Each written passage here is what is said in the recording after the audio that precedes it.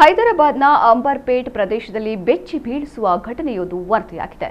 ಒಂದೇ ಕುಟುಂಬದ 3 ಸದಸ್ಯರು ಮನೆಯೊಳಗೆ ಶವವಾಗಿ ಪತ್ತೆಯಾಗಿರುವ ಘಟನೆ ನಡೆದಿದೆ.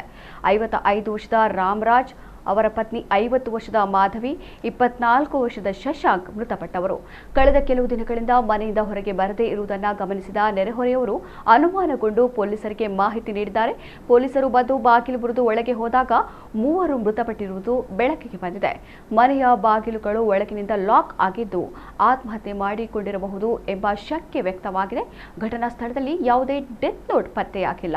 ಆರ್ಥಿಕ ಸಂಕಷ್ಟ ಅಥವಾ ಕೌಟುಂಬಿಕ ಸಮಸ್ಯೆಯಿಂದಾಗಿ ಕೃತ್ಯ ಎಸಗಿರುವ ಶಂಕೆ ವ್ಯಕ್ತವಾಗಿದೆ.